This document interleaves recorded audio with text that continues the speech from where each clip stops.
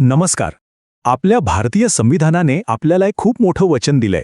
वचन आहे समानतेचं, की कायद्यासमोर मग कोणीही असो सगळ्यांना समान वागणूक मिळेल. आणि हे वचन म्हणजेच आपलं अनुच्छेद 14. चला तर मग आज या शक्तिशाली अधिकाराचा खरा अर्थ काय आहे तो समजून घेऊया. बघा, ही एकच ओळ अनुच्छेद 14चा आत्मा आहे असं म्हटलं तरी चालेल.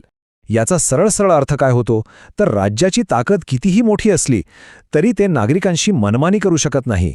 कोणताही भेदभाव करायचा असेल तर त्याला एक ठोस तर्काचा आधार हवा. ही खरं तर प्रत्येक भारतीय नागरिकाला मिळालेली सर्वात मोठी हमी आहे. आणि त्याच हमीचं सगळ्यात सोपं रूप म्हणजे हे वाक्य. कायद्याच्या नजरेत कोणीही मोठा नाही, कोणीही लहान नाही, कोणी श्रेष्ठ नाही, कोणी कनिष्ठ नाही. हा आपल्या लोकशाहीचा तो आधारस्तंभ आहे ज्यावर न्यायाची संपूर्ण इमारत उभी आहे. पण ही समानता नेमकी किती व्यापक आहे? विचार करा. कोणी श्रीमंत असो किंवा गरीब, कोणी मंत्री असो किंवा एखादा सामान्य नागरिक, कायदा यात काहीही फरक करत नाही.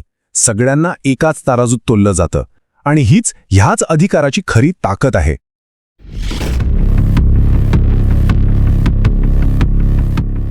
पण अनुच्छेद 14 फक्त सर्व समान आहेत असं सांगून थांबत नाही. या समानतेच्या कल्पनेला आणखी स्पष्ट करणारे दोन खूप महत्त्वाचे स्तंभ यात आहेत. चला ते नेमके काय आहेत ते पाहूया.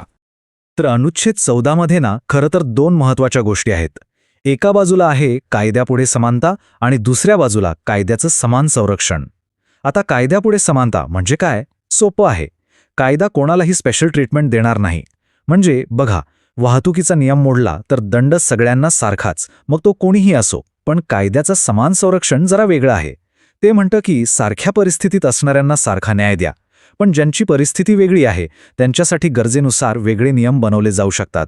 हाच तो महत्त्वाचा फरक आहे. आपण आत्ताच पाहिलं की वेगळ्या परिस्थितीत वेगळे नियम असू शकतात. याच गोष्टीला कायदेशीर भाषेत न्याय वर्गीकरण किंवा रिझनेबल क्लासिफिकेशन असं म्हणतात. समानतेचा खरा अर्थ समजून घेण्यासाठी ही संकल्पना समजून घेणं खूप खूप महत्त्वाचं आहे.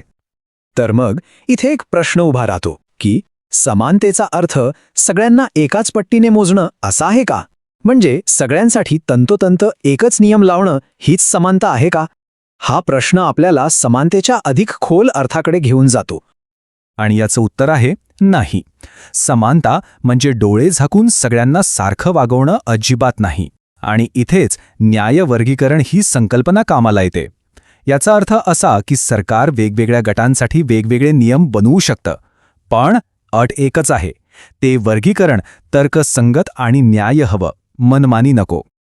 आणि हे उदाहरण त्या संकल्पनेला अगदी सोप्या पद्धतीने स्पष्ट करतं. बघा, एखाद्या अपंग व्यक्तीसाठी रॅम्प बनवणं किंवा त्यांना विशेष सोयी पुरवणं हा भेदभाव नाहीये. उलट सगळ्यांना समान संधी मिळावी यासाठी उचललेलं ते एक न्यायाचं पाऊल आहे. अनुच्छेद 14 असा न्याय्य फरक मान्य करतो. पण सरकारला हे वर्गीकरण करण्याची अमर्याद सूट आहे का? तर नाही. त्यासाठी 3 कडक कसोट्या आहेत. पहिली, वर्गीकरण तर्कावर आधारलेला हवं. दुसरी, त्यामागे एक स्पष्ट आणि कायदेशीर उद्देश हवा.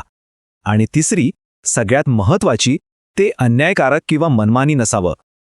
या तिन्ही कसोट्या पूर्ण झाल्या तरच सरकार असा फरक करू शकतं. बरं, या सगळ्या कायदेशीर तरतुदींचा आपल्या रोजच्या जगण्यात आणि आपल्या लोकशाहीमध्ये नेमका काय अर्थ आहे ते आता पाहूया. कारण अनुच्छेद 14 फक्त एक नियम नाही, तो आपल्या लोकशाहीचा कणा आहे. अनुच्छेद 14 किती शक्तिशाली आहे याचा अंदाज आपल्याला इथून येतो. सरकारचा प्रत्येक निर्णय, प्रत्येक भरती प्रक्रिया, प्रत्येक योजना, सार्वजनिक लाभ या सगळ्यांना समानतेच्या कसोटीवर उतरावंच लागतं. याचा अर्थ सरकारची प्रत्येक कृती तपासली जाऊ शकते आणि तिला समानतेच्या तत्वाला धरूनच असावं लागतं. पण समजा सरकारने एखादा निर्णय घेतला जो समानतेच्या तत्वाचं उल्लंघन करतो, मग काय? तर इथेच आपलं न्यायालय पुढे येतं. न्यायालयाला असा कोणताही मनमानी निर्णय रद्द करण्याचा पूर्ण अधिकार आहे. हे नागरिकांसाठी एक शक्तिशाली सुरक्षा कवचच आहे. आणि म्हणूनच याला लोकशाहीचा कणा म्हटलं जातं. कारण हे कलम सरकारला जबाबदार धरतं आणि प्रत्येक नागरिकाला समान वागणुकीची हमी देतं. ह्या एका कलमाशिवाय खऱ्या अर्थाने लोकशाही उभीच राहू शकत नाही. तर हे सगळं पाहिल्यावर एक गोष्ट स्पष्ट होते की अनुच्छेद 14 हा फक्त एक कायदा नाही, तो आपल्या समानतेचा कायदेशीर पाया आहे. तो सरकारला मनमानी करण्यापासून रोखतो. पण एक प्रश्न शेवटी उरतोच. संविधानाने तर कागदावर समानतेचा भक्कम पाया रचलाय हे खरं आहे, पण आपल्या मनात, आपल्या समाजात ज्या भेदभावाच्या भिंती आजही उभ्या आहेत त्यांचं काय? त्या कशा तोडणार? हा प्रश्न खरंच आपल्याला विचार करायला लावणार आहे.